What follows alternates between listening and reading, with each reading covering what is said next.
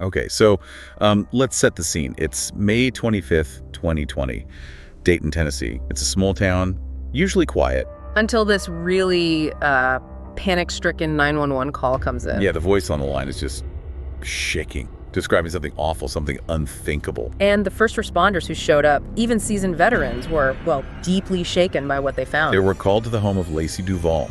She was 61, and everyone knew her for one thing: saving dogs. Right, the ones nobody else wanted, abused dogs, aggressive ones, abandoned ones. Lacey took them in. But what they found inside wasn't. It wasn't just a rescue situation gone wrong. It was this awful paradox. A woman who gave her life to these animals, killed by those same animals, the ones she called her family. It really forces you, doesn't it, to think about compassion versus, well, raw animal instinct. Absolutely, especially when, the necessary structure and safety just aren't there. It's a collision, really. Okay, let's get into this. We're doing a deep dive into Lacey Duvall's final moments. We're using source material, including details from a YouTube transcript, police reports, accounts from neighbors. Yeah, the video is called Attacked by Her Own Dogs, the Terrifying Last Moments of Dog Rescuer Lacey Duvall from Animal Quests. It pulls together a lot of the available info. So our goal here is to unpack what happened, what factors led to this horrifying end, and what questions does it raise about rescue instinct. And maybe the limits of compassion itself. It's complex. So Lacey Duvall lived quietly outside Dayton. People described her as having this huge heart, just totally dedicated to these unwanted dogs. And it started as this personal mission, right? Believing every animal deserves a second chance. But it grew. It grew a lot. By 2020, she's living with, what was it, at least 18 dogs? At least 18, yeah. In her house. Mixed breeds. And many of them were large, muscular types. Yeah. And importantly, not really trained. Right. Her whole philosophy seemed to be that love and patience, providing a home, that would be enough. Even for deeply traumatized animals. She's incredibly devoted. From all accounts, friends said she'd sleep with them, eat with them. Called them her babies. They basically had the run-of-the-place house, porch, small yard. But no structure, no kennels, no set feeding routines. And crucially, no professional help. Not for managing what had become essentially a large, complex pack of dogs. And this wasn't something that just happened overnight. There were signs, weren't there? Warnings that things were escalating. Oh, absolutely. You could hear it. Neighbors reported constant barking late at night, growls that would turn into full-blown fights. Yeah, the public records from Reaccounting Animal Control, they confirm it. At least 3 complaints from neighbors in just the 6 months before. Right. Complaining about the noise, dogs growling at people walking by, actually seeing fights break out. There was one specific complaint, wasn't there? From a neighbor, Patricia Willis. Yes, she reported hearing what sounded like a dog being attacked by others. For almost 20 minutes, early in the morning. That's chilling. It points to dangerous pack dynamics already being well underway. But when animal control visited, Lacey apparently met them warmly, talked about her mission. She was, by all accounts, very persuasive. insisted they were just misunderstood, needed love, not cages. That she was their only chance. Exactly. And, without clear signs of abuse or neglect as defined by law and with limited resources, the cases didn't escalate. Nothing was done. It wasn't just the neighbors either.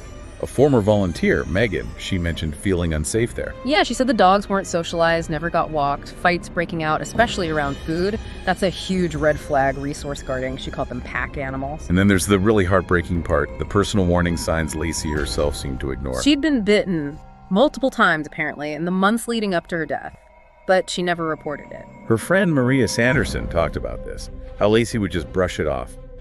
Say things like, oh, they just got scared, or they're not dangerous, they just need love. Maria saw her once just taping gauze on a bleeding bite herself. Refused medical help, refused to report it, because she was afraid they'd take the dogs away.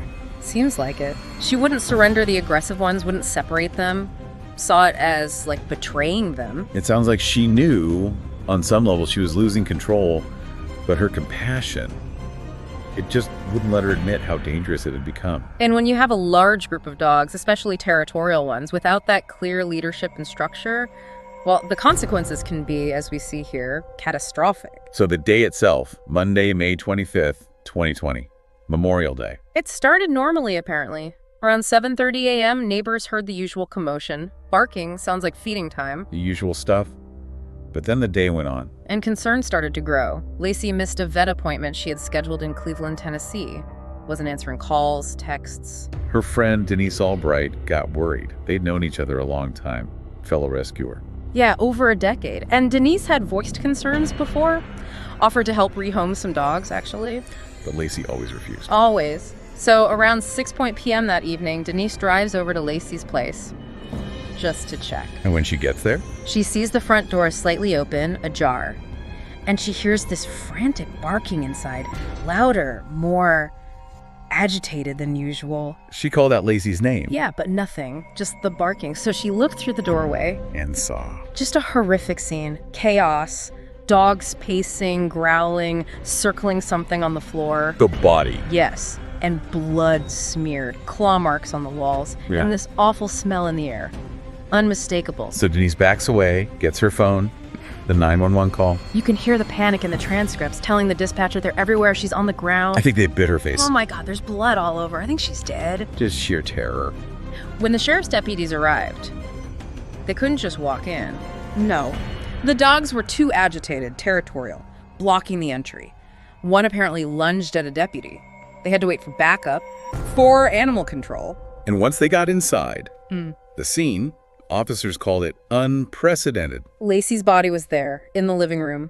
Clothes shredded, deep wounds, arms, legs, torso. The police report mentioned massive trauma to her head and neck. And maybe the most disturbing detail, at least 2 dogs were still actively feeding on her remains when the officers entered. Oh God. They had to use tranquilizers, catch poles. Yeah, to subdue them. Some were hiding, others were still circling the body, growling. Just a terrible situation. Deputy Eric Thomas, one of the responders, he described it later as a house of horrors. And you can understand why. Blood soaked into the floor, torn fabric, feces, shredded clothes everywhere, scratch marks all over the walls. Furniture overturned, splintered. And that smell. You said the air was just heavy with the smell of death. They also noted evidence suggesting the attack didn't start right where she was found. A large pool of blood near the kitchen doorway. Indicating she might have been dragged. Or tried to move. Exactly. Her limbs were severely mauled, skin torn away, her face. The report said it was unrecognizable, part of her scalp missing. Just brutal. The autopsy, conducted the next day by Dr. Ronald Marcus. What did it confirm? Cause of death. Exsanguination. Basically, she bled to death from multiple deep dog bites. And he concluded she was likely alive during the initial part of the attack. For several minutes. Yes.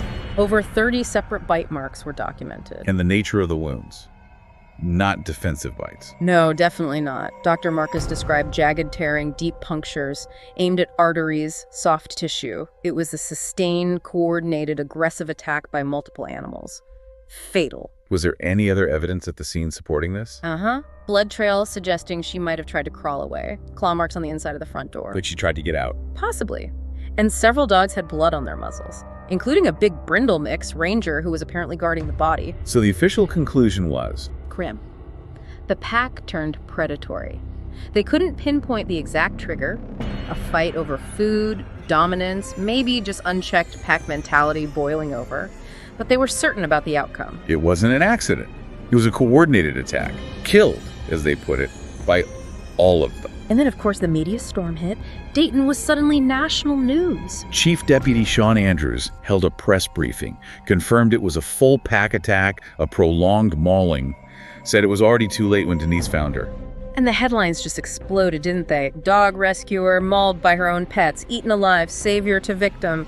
Very sensational. And the community reaction. Yeah. It really split down the middle, didn't it? Completely. You had friends, some supporters, painting her as the selfless martyr. Gave everything, literally her life, for these animals. Stories about her sleeping on the couch so the dogs could have the bed. Prioritizing vet bills over her own needs, that kind of thing. Right, but then you had the other side, neighbors, some officials, pointing to years of issues. Those complaints five between 2018 and 2020. Describing the dogs as feral, unpredictable, dangerous. Seeing it less as rescue and more as, well, unchecked hoarding that ended tragically. Then came the decision about the surviving dogs. Karen Redford, the animal control director, had a tough call to make. 15 of the dogs were euthanized after evaluations showed they were unfit for rehabilitation. Yeah, 3 were cleared behaviorally and went to a sanctuary. But euthanizing 15, That caused outrage from some animal advocates. But the official stance seemed to be that these animals had, quote, tasted blood, that a line had been crossed. The whole debate played out online, too. Martyr or reckless, that local columnist asking, were these rescue dogs or ticking time bombs, really captured the split. And experts weighed in, too. Veterinary behaviorists. Yes. Dr. Meredith Klein called it a preventable tragedy. She pointed out that managing so many dogs, especially ones with unknown, likely trouble histories, without structure or training, it's basically trying to manage a dangerous pack without any real leadership. Another behaviorist, Dr. Elijah Vaughn, made a similar point. Without human control, dogs establish their own hierarchy, their own alpha. And in Lacey's house, the pack dynamics ultimately determined they were in charge, not her. It wasn't about the dogs being inherently evil, but about complex pack behavior spiraling out of control. So after the media frenzy died down, the news vans left.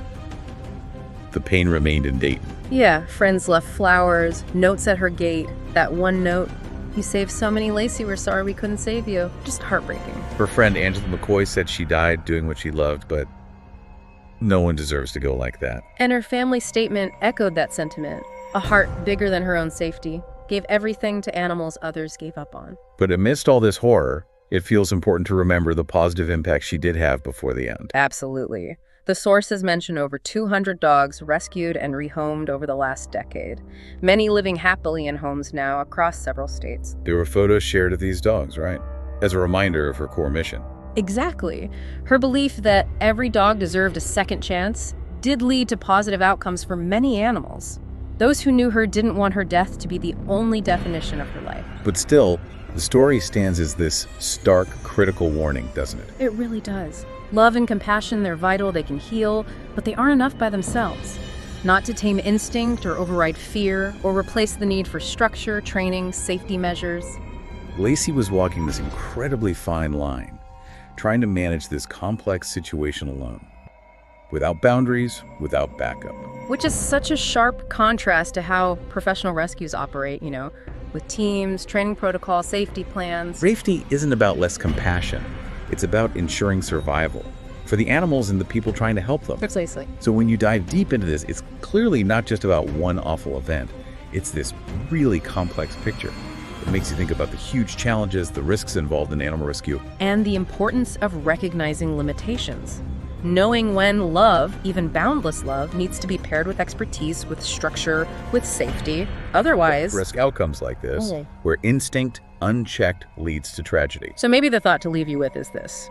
How do we navigate that delicate balance between this incredible empathy that drives people to save every creature and the absolute necessity of structure and safety? Yeah. How much compassion is too much?